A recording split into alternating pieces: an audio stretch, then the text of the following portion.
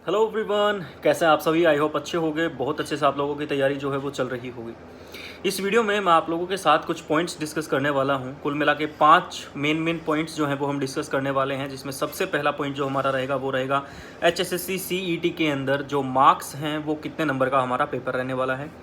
दूसरा, जो socio economic number हैं, आर्थिक आधार पे जो नंबर मिलने हैं, नौकरी वगैरह ना होने के जो नंबर मिलने हैं वो कितने मिलने हैं, कैसे मिलने हैं। तीसरा, हम बात करेंगे नोटिफिकेशन कब आ रहा है। चौथा, बात करेंगे हम एग्ज़ाम की डेट के बारे में। पांचवी बात हम करेंगे सिलेबस के बारे में। तो अगर आप HSSC CET की तैयारी कर रहे हैं या आपका कोई भी दोस्त HSSC CET की तैयारी कर रहा है, उस तक ये वीडियो पहुंचाने का काम भी आप लोगों को करना है। और इस वीडियो से आप लोगों के सारे डाउट्स क्लियर हो जाएंगे HSSC CET एग्ज़ाम को लेकर। ठीक है, जितने भी मुझे नॉलेज है वो सारी की सारी मैं आप लोगों के साथ शेयर करने वाला हूँ। सबसे पहली अगर बात करी जाए मार्क्स के बारे में, तो देखिए आप लोगों का पेपर जो है HSSC CET का वो 95 मार्क्स का होगा। 95 नंबर का आप लोगों का पेपर होगा, जिसके अंदर जो आपके एक्स्ट्रा 5 नंबर जो आपके बच गए हैं वो आपके सोशो इकोनॉमिक क्राइटेरिया के हिसाब से आपको वो दिए जाएंगे। ठीक है।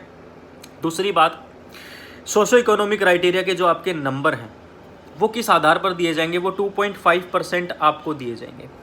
मान लीजिए अगर आपका 100 नंबर का पेपर होता है, टोटल 100 मार्क्स का अगर आपका पेपर होता है, तो उसके अंदर से 2.5% यानी कि 2.5 नंबर जो हैं आपके वो सोशियो इकोनॉमी के हो गए हैं, नौकरी या फादरलेस वाले जो भी आपके नंबर हैं। ठीक है। इस हिसाब से अगर मान लो किसी कैंडिडेट के 80 नंबर आते हैं, किसी कैंडिडेट के 80 नंबर आते हैं और उसको अगर ये एक्स्ट्रा मार्क्स मिलने हैं, तो उसका फाइनल स्कोर जो होगा वो 82.5 हो जाएगा। साधारण सी सिंपल सी बात समझा दी है आप लोगों को। अगर एग्ज़ाम 100 नंबर का होता है और 2.5 नंबर किसी को, अगर 2.5% नंबर जो है वो सोशो इकोनॉमिक क्राइटेरिया के किसी को मिलने हैं और उसके अगर 80 नंबर आते हैं, तो उसका फाइनल स्कोर जो होगा वो 82.5 हो जाएगा। ठीक है। इसके बाद क्या होगा कि ये जो एग्ज़ाम है इसका जो स्कोर आपका रहेगा वो 3 साल तक वैलिड रहने वाला है। अगर 3 साल के अंदर दोबारा से अगर एडवर्टाइजमेंट होती है, दोबारा से अगर वैकेंसीज आती हैं और आपको लगता है कि आप अपना स्कोर बढ़ाना चाहते हो, आप दोबारा से पेपर देना चाहते हो, फर्स्ट टाइम CET होगा जब आपके मान लो 50 नंबर आते हैं, सेकंड टाइम CET होगा जब आपके 60 नंबर आते हैं, तो आपका जो नया स्कोर होगा 60 वो आपका काउंट किया जाएगा, पुराना स्कोर काउंट नहीं किया जाएगा। दूसरे सिनेरियो में हो सकता है पहले आपके 50 नंबर आए थे, दोबारा पेपर देते हैं तो आपके 40 नंबर आते हैं, तो आपका 40 वाला काउंट नहीं होगा, आपका 50 वाला ही काउंट होगा। यानी कि जो मैक्सिमम स्कोर होगा, ज़्यादा से ज़्यादा जो आपका स्कोर होगा वही आपका हमेशा काउंट किया जाएगा। ये रूल CET के अंदर बनाया गया है। क्लियर बात। एक और इम्पोर्टेंट बात इसके अंदर ये है कि जो जनरल कैटेगरी के कैंडिडेट्स हैं उनको 50% नंबर तो लेने अनिवार्य हैं, और जो बाकी रिजर्व कैटेगरीज के कैंडिडेट्स हैं उनको 40% नंबर लेने अनिवार्य हैं CET के अंदर क्वालिफाई करने के लिए। ध्यान से सुनिए, अगर आपका 100 नंबर का पेपर होता है तो उसमें से 50 नंबर जनरल कैंडिडेट्स को लेने अनिवार्य हैं, कंपलसरी है, और 100 में से 40 नंबर यानी 40% नंबर रिजर्व्ड कैटेगरीज के कैंडिडेट्स को लेने अनिवार्य हैं। अगर इससे नीचे नंबर आते हैं तो आप डिसक्वालीफाई हो जाएंगे, आप किसी भी पोस्ट के लिए एलिजिबल नहीं होंगे। क्लियर है। 50% for general category students and 40% for all other reserve category students are mandatory to obtain in CET। कितने नंबर तो आपको लेने ही लेने हैं। ठीक है। इसके बाद अगर हम बात करते हैं जो सोशियो इकोनॉमिक क्राइटेरिया के जो नंबर है ना दोस्तों, 1,80,000 रुपये से नीचे अगर किसी फैमिली की सालाना इनकम है, चाहे सरकारी नौकरी हो या ना हो, 1,80,000 1.8 लाख से नीचे अगर किसी परिवार की सालाना इनकम है, सिर्फ उसी को इन एक्स्ट्रा नंबर्स का बेनिफिट मिलेगा, बाकी किसी को भी बेनिफिट नहीं मिलेगा, चाहे सरकारी नौकरी हो या ना हो। ये रूल बना दिया गया है, 1,80,000 रुपये से नीचे सालाना इनकम होनी चाहिए। ठीक है।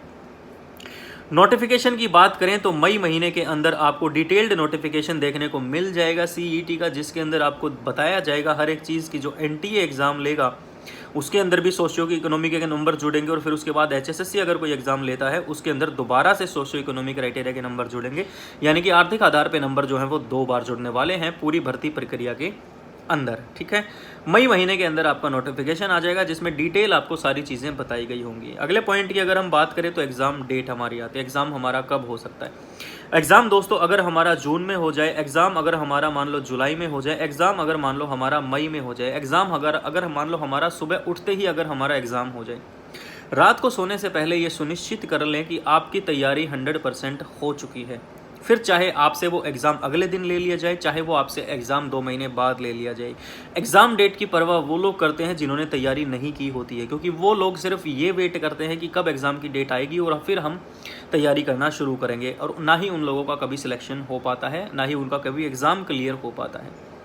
सीरियस कैंडिडेट कभी भी एग्जाम डेट की टेंशन नहीं लेगा। वो डेली बेसिस पर यही कोशिश करेगा कि कैसे वो अपना पूरा का पूरा दिन, पूरा का पूरा टाइम यूटिलाइज करके अपनी तैयारी को बेहतर कर सके और अपना और अपने माइंड का और अपने आसपास दोस्तों के साथ भी पॉजिटिव माहौल जो है वो बना के रखे। ठीक है, तो एग्ज़ाम चाहे जून में हो, जुलाई में हो, अगस्त में हो, चाहे अगले साल हो, कभी भी हो एग्ज़ाम, हमें हमेशा अपनी तरफ से 100% तैयार रहना है। जैसे युद्ध होता है फौज के अंदर, ऐसा नहीं होता कि जिस दिन युद्ध डिक्लेयर होगा उस दिन फौजियों को ट्रेनिंग देनी शुरू करी जाएगी। फौजी हमेशा ट्रेंड रहता है, जिस टाइम भी युद्ध होगा उसी टाइम फौजी तैयार मिलेगा आप लोगों को। उसी तरीके से खुद फौजी बन के आपको अपनी तैयारी को बेहतर करना है। इसके बाद बात आती है हमारी सिलेबस की। बहुत सारे सब्जेक्ट्स हैं, बहुत वास्ट सिलेबस है। सिलेबस के ऊपर अलग से मैंने वीडियो भी बनाई हुई है, लेकिन मेनली मैं आपको बता देता हूँ। एक आपका सब्जेक्ट है जिसको हम कंप्यूटर के नाम से जानते हैं, एक आपका सब्जेक्ट है जिसको हम साइंस के नाम से जानते हैं, एक आपका सब्जेक्ट है जिसको हम हरियाणा जीके के नाम से जानते हैं। कंप्यूटर साइंस, हरियाणा जीके और आपका इंग्लिश सब्जेक्ट है। ये सब्जेक्ट आपको सिलेक्शन दिलाने में आपकी बहुत ज़्यादा हेल्प करने वाले हैं। इंडिया जीके या नेशनल जीके की अगर हम बात करें, बशर्ते वो इम्पोर्टेंट है, लेकिन उसका सिलेबस इतना ज़्यादा वास्ट है कि उसके कंपैरिजन में ये सब्जेक्ट जो हैं ये कहीं ना कहीं ज़्यादा बेहतर साबित होते हैं। इसके अंदर आप मैथ और रीजनिंग को भी ना भूलें। इन सब्जेक्ट्स के ऊपर अपनी ज़्यादा से ज़्यादा पकड़ बनाइए, बेसिक्स अपने कॉन्सेप्ट्स को क्लियर कीजिए और बेहतर तरीके से अपनी तैयारी को जारी रखिए।